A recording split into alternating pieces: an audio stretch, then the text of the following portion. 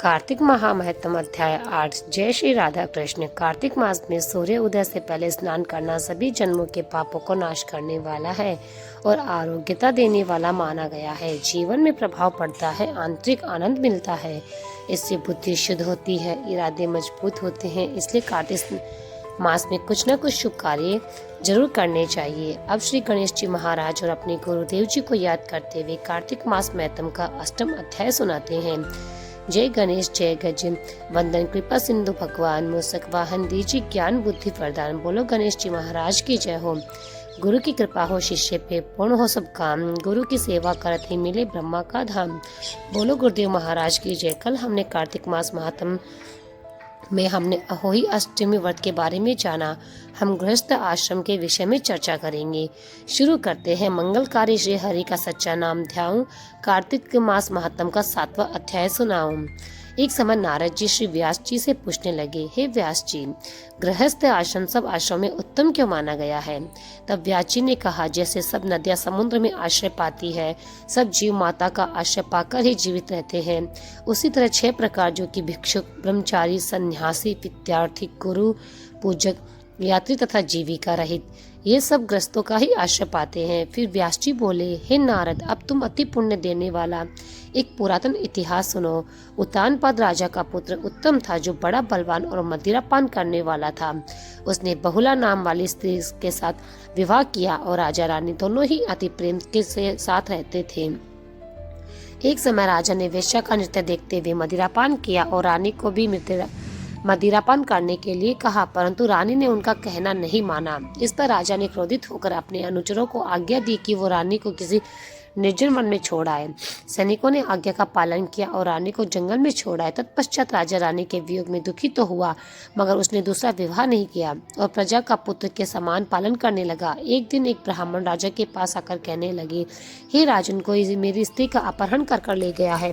उसके वियोग में मैं अति दुखित हूँ, इसलिए तुम उसे ढूंढ कर लाओ। राजा कहने लगा कि महाराज, मैं नहीं जानता कि आपकी स्त्री कौन ले गया है और कहाँ पर लेकर गया है, इसलिए मैं आपकी स्त्री को कैसे ढूंढ के ला सकता हूँ। ये सुनकर ब्राह्मण कहने लगा, राजन, छठा भाग लेकर आप प्रजा के रक्षक है। मेरी स्त्री घर में सो रही थी, वहां से उसे कोई हरकत ले गया है। अब आपका कर्तव्य है कि आप उसे कहीं से ढूंढ के लाए। तब राजा ने कहा, हे विप्र, मैंने आपकी स्त्री को कभी देखा तक नहीं कि वो कैसे स्वभाव और कैसे रूप वाली है। तब ब्राह्मण बोला, यद्यपि वो कठोर वचन बोलने वाली कुरूपा, काले रंग की तथा कर्कश स्वभाव वाली है, परंतु मैं उसकी कोई निंदा नहीं करता, क्योंकि वो मेरी पत्नी अर्थात अर्धांगिनी है। तब राजा कहने लगा कि जब आपकी स्त्री ऐसी कुरूपा और क्रूर स्वभाव वाली है, तो आप उसे लेकर क्या करेंगे? मैं अति सुंदर और कल्याणकारी दूसरी स्त्री आपको लाकर दे सकता हूँ। ब्राह्मण कहने लगे, राजन, मेरी स्त्री मेरे धर्म और कर्म की अर्धांगिनी है, उसकी रक्षा करना मेरा परम धर्म है। जो अपनी स्त्री की रक्षा नहीं करता, उसके संतान उत्पन्न नहीं होती और उससे पितृ नरकवासी होते हैं। जो मनुष्य वैश्यामी होता है, उसका कभी भी कल्याण नहीं होता। जो मनुष्य ऋतुकाल के पश्चात अपनी स्त्री से भोग नहीं करता, उसके पितर 1 मास तक उसके रुधिर में तैरते हैं। ब्राह्मण के ऐसे वचन सुनकर राजा अपने शस्त्र लेकर रथ पर सवार हुआ और चारों ओर घूमकर उस स्त्री को खोजने लगा। कुछ दूर जाकर उसने एक आश्रम देखा, जहाँ पर एक महान तेजस्वी ऋषि कुशा के आसन पर विराजमान थे। राजा को देखकर भी उस ऋषि ने राजा का कोई आदर सत्कार नहीं किया और बोला, मैं जानता हूँ तुम राजा उतानपाद के पुत्र हो, मगर तुम यहाँ किस कारण आए हो? राजा कहने लगा, हे मुनि, ब्राह्मण के घर से कोई उसकी स्त्री को लेकर गया है। मैं उसी की खोज में इधर आया हूँ, परंतु आपने मुझे अर्घ आदि देकर कुछ भी नहीं दिया और न ही किसी तरह से मेरा सत्कार किया। इसका कारण क्या है? ऋषि ने उत्तर दिया, राजन, तुम अर्ध योग्य होते हुए भी इस समय उसके पात्र नहीं हो, क्योंकि तुमने अपनी सिर अपराध स्त्री को वन में त्याग दिया है। जहाँ स्त्री का ये धर्म है कि वह तन मन से अपने पति की सेवा करे तथा उसकी आज्ञा का पालन करे, वही पुरुष का भी ये धर्म है कि वह अपनी स्त्री का यथोचित सम्मान करे। जिस घर में स्त्रियों का मान होता है, वहाँ पर देवताओं का वास होता है, और जहाँ पर स्त्रियों का अनादर होता है, वहाँ कभी सुख और शांति रहती ही नहीं है। इतना सुनकर लज्जा युक्त होकर पूछने लगा कि भगवान, आप भूत, भविष्य और वर्तमान तीनों कालों के जानने वाले हैं, इसलिए कृपा करके बताइए कि ब्राह्मण की स्त्री को कौन और कहाँ हर के ले गया है। तब ऋषि कहने लगे, राजन, अदिति का पुत्र बालक नाम राक्षस उस ब्राह्मणी को उत्पन्न वर्तमान में हर कर ले गया है। सो जाओ और उसको ढूंढकर ब्राह्मण का सहयोग कराओ। राजा ने मुनि को प्रणाम किया और अपने रथ पर सवार होकर मुनि के बताए हुए मार्ग पर चल पड़ा। वहां जाकर देखा कि एक स्त्री बेलपत्र खा रही है। जैसा ब्राह्मण ने बताया उसका रंग रूप देखकर राजा ने उसे पहचान लिया और कहा, हे कल्याणी, तुम कौन हो और इस वन में कहाँ से आई हो? ब्राह्मणी बोली, मैं अतिरात्र ब्राह्मण की पुत्री और विलासा पुत्र की स्त्री हूँ। मैं अपने घर में अकेली सो रही थी कि बालक नाम वाला राक्षस मुझे यहाँ पर हार कर ले आया है।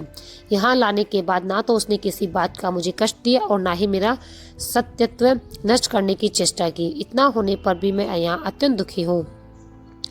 राजा ने कहा, हे ब्राह्मणी, वह राक्षस कहाँ गया है? मुझको तुम्हारे पति ने तुम्हें ढूंढने के लिए भेजा है। ब्राह्मणी ने कहा, वो इस वन में अमुक स्थान पर गया है। तब राजा ने ब्राह्मणी के बताए हुए स्थान पर जाकर राक्षस को देखा। राजा को देखकर राक्षस उसके पैरों में गिर पड़ा और कहने लगा, हे राजन, मुझे क्या आज्ञा है? राजा ने कहा, हे निशाचर, तू इस ब्राह्मणी को क्यों लाया है? राक्षस कहने लगा, राजन, इस ब्राह्मणी का पति राक्षसों को मारने का मंत्र जानता है। अतः जब हम यज्ञ का अन्न ग्रहण करने के लिए जाते हैं तो वह हमको वहां से भगा देता है, क्योंकि सब यज्ञों का वही आचार्य बनता है। इस कारण उस ब्राह्मण को दुखी करने के लिए मैं उसके क्योंकि बिना स्त्री के पुरुष क्रम का अधिकारी नहीं होता। यह सुनकर राजा ने विचार किया कि ये राक्षस भी हमारी ही निंदा करते हैं। मुनि ने भी हमको अर्घ्य योग्य नहीं समझा।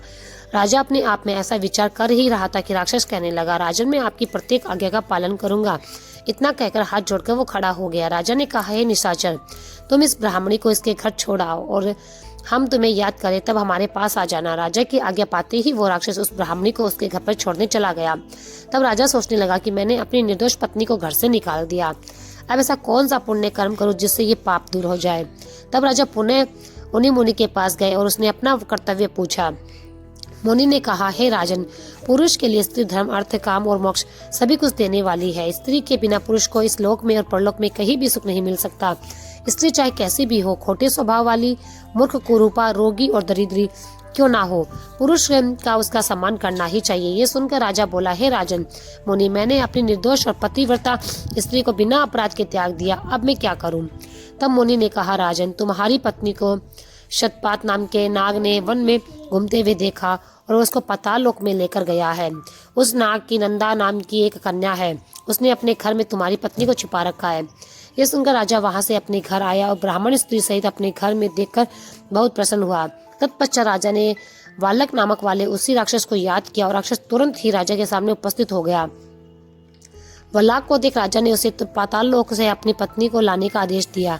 उसके बाद वो राक्षस पाताल लोक चला गया और वहां से राजा की पत्नी को लेकर राजा को सौंप दिया। इसके बाद राजा और रानी बड़े प्रेम से रहने लगे। इसके बाद नारद जी कहते हैं, हे राजा पितु, हमने तुमको गृहस्थ मातम आदि विस्तार से सुनाया। अब और क्या सुनने की इच्छा है, हमें बताओ। यहीं पर अष्टम अध्याय समाप्त होता है। यही हमारा कार्तिक मातम के 8वें अध्याय का विराम मिलता है। कल कार्तिक मास मातम के अध्याय 9 की आगे की कथा सुनेंगे। इस अध्याय में हमने गृहस्थ आश्रम में स्त्री पुरुष का महत्व जाना। जहाँ पत्नी अपने पति के बिना अधूरी है, वहीं पति भी अपनी पत्नी के बिना कुछ भी नहीं है। इस अध्याय में संक्षेप में पति धर्म का विवरण है। सभी इसको ढंग से सुने और अच्छे से समझे। किसी भी कार्य में पत्नी के बिना पति का अलग होना उस कार्य को पूर्ण नहीं करता, याद रखना। अब अंत में यह तो हो गई गृहस्थ की बातें। अब अंत में आपको एक मोक्ष की बात बताती हूँ, समझो और जीवन में उतार दो। जीवन क्या है? कुछ भी नहीं, ये तो क्षण भंगुर है, अभी है, अगले पल नहीं। मौत को सदा याद रखो और अपने अनमोल जीवन को यूं ही व्यर्थ मत जाने दो।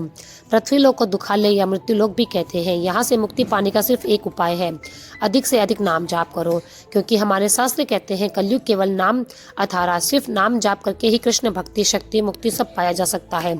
इसलिए प्रेम से, मन से, भाव से हर समय, हर पल, हर सांस में सात नाम जपते रहो। हरे कृष्णा कृष्ण कृष्ण हरे हरे, हरे राम राम हरे हरे।